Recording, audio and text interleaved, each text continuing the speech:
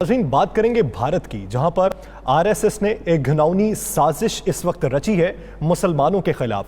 3 मई को मुसलमानों के खिलाफ कुछ प्रोपेगेंडा किया जा रहा है कि उन्हें तशद्दुद का निशाना बनाया जाएगा। इस हवाले से एक वीडियो पैगाम भी जारी हुआ। अब तक की भारत की सूरत हाल देखें तो आरएसएस ने मुसलमानों पर जुल्म रवा रखे हैं। मुसलमानों के साथ साथ जो अक़लियती दीगर बरादरी हैं उन पर भी जुल्म रवा रखे हैं और बीजेपी हुकूमत आरएसएस को मुकम्मल सपोर्ट कर रही है। पाकिस्तानी हुकूमत का हमेशा से ये मौक़िफ़ रहा कि आरएसएस का जो नज़रिया है वो हिंदुत्व का नज़रिया है और वो नाजी जर्मनियों का नज़रिया है। पूरी दुनिया को ये बावर करवाने की कोशिश की कि आरएसएस के चुंगल से भारत को आजाद करवाना होगा, भारत को अपनी सोच में तब्दीली लाना होगी। इस सब इशू पर बात करेंगे, लेकिन सबसे पहले वो वीडियो पैगाम देखते हैं जो जारी हुआ।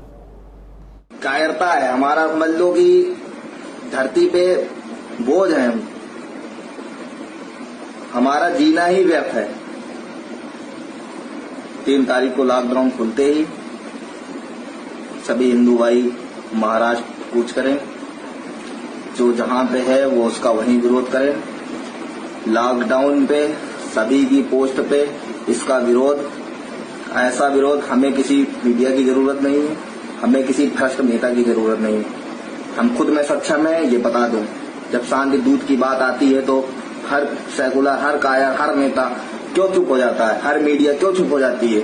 एक भीड़ का नाम देके इसको बचाने के लिए तैयार है। हिंदू कितना कायर हो गया है? हिंदू सिर्फ अगरबत्ती, मोमबत्ती यही सब जलाना जानता है। भाइयों, अब समय आ गया है। नाज़रीन, ये था आरएसएस का कारिंदा जो अपने दोस्तों को यह पैगाम दे रहा था कि 3 मई को लॉकडाउन खुलते ही मुसलमानों पर हमला कर दिया जाए, जो जहां मिले उसे वहीं काटा जाए। राणा साहब, इस वक्त आरएसएस जो है वो उसके हाथों पूरा भारत यरगमाल बना हुआ है।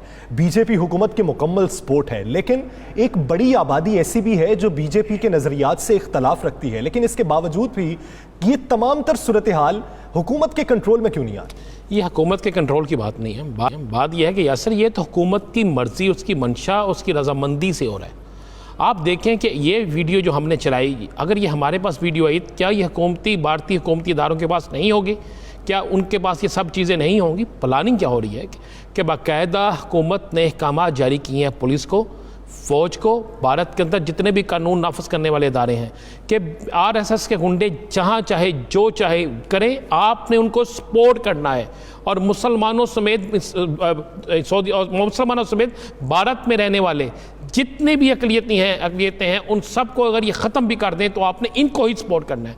अब हो क्या रहा है, ये बहुत घनौनी साजिश हो रही है। और 3 मई को जिस वक़्त यौम आलमी आज़ादी सहाफ़त का दिन मनाया जाएगा, तो भारत के अंदर उस दिन खून की होली खेली जाएगी, मुसलमानों को का कत्ले आम किया जाएगा। और इसके लिए 3 सूबों को चुन लिया गया है। उन 3 सूबों के हवाले से अभी आपने सुना, एक सूबे का, एक रियासत का तो बाकायदा नाम लिया गया को। जैसे ही लॉकडाउन ख़त्म होगा तो ये हिंदू जितने हैं आरएसएस के गुंडे जो हैं ये वहाँ से निकलेंगे। उसने हाथ में तलवार पकड़ी हुई है, तलवार पकड़ कर ललकार है। इसमें तो हमने बहुत सी चीज़ें, चूँकि इसमें गालियाँ भी इसने निकाली थी, हमने काट दी हैं, जिसमें इसने कहा है कि मुसलमानों के होते हमारा यहाँ पे रहना बिल्कुल मुमकिन नहीं है, हम पर हमारा दूध हराम है।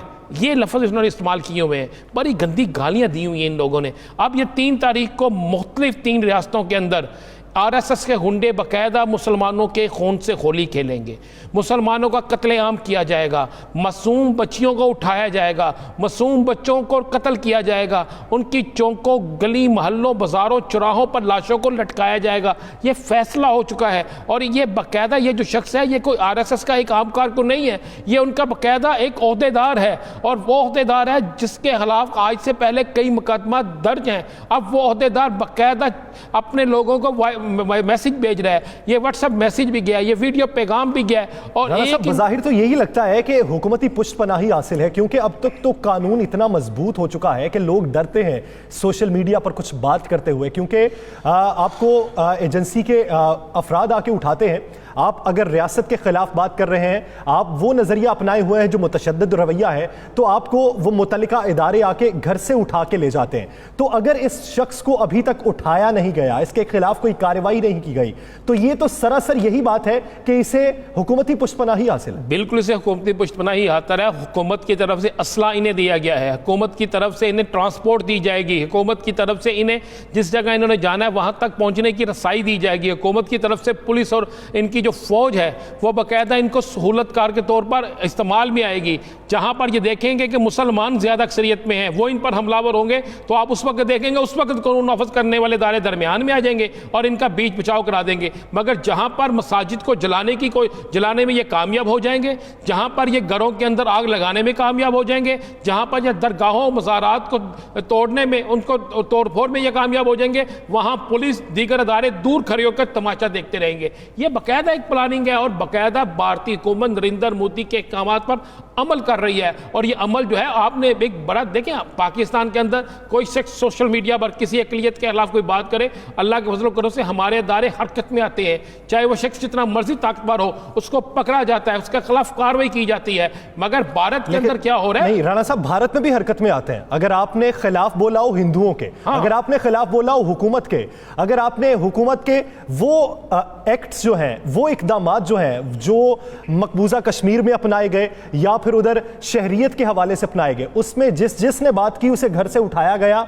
मारा गया। लेकिन दूसरी जानिब अक़लियतों पे हमला करने के लिए कोई बोले, उसे कोई बात नहीं करता। बिल्कुल इसी तरह आप देखें ना, क्या सबसे बड़े इनके इत्तेहादी जो अमेरिका है, उसने भी इस पर यह साबित कर दिया। अमेरिकन ने बाकायदा ये कह दिया कि भारत के अंदर अक़लियतों को कोई हकूक़ हासिल नहीं, वहाँ पर जुल्म और सितम हो रहा है, पूरी दुनिया चीख रही है। आज वज़ीर-ए-आज़म पाकिस्तान ने भी ये बात की, आज वज़ीर इत्तलात ने ये बात की, आज अपोजिशन में, हुकूमत में, किसी जगह दुनिया में कोई शख्स भी वो कह रहा है कि भारत के अंदर जुल्म की इंतहा हो गई है। मुसलमानों के साथ, ईसाइयों के साथ, निचले दर्जे के हिंदुओं के साथ, सिखों के साथ क्या हो रहा है वहाँ पर। तो इस पर जब पूरी दुनिया सरापा एहतजाज है, तो उसके बावजूद भारत के अंदर ये फिर एक घिनौना खेल खेलने जा रहा है। 3 मई, अब तो ये चैलेंज है भारतीय हुकूमत के लिए और इंटरनेशनल इदारों के लिए, उन तमाम इंटरनेशनल फोर्सेस के लिए जो दुनिया में अमन का पैगाम लाना चाहती हैं, जो दुनिया में ये बात करती हैं कि मुल्क के अंदर अक़लियतों को हकूक़ हासिल हो। अब इस वीडियो देखने के बाद देखेंगे कि क्या ऐसे लोग जो ये साजिश कर रहे हैं कि आज से 3 दिन बाद जिन्होंने खून की होली खेलनी है,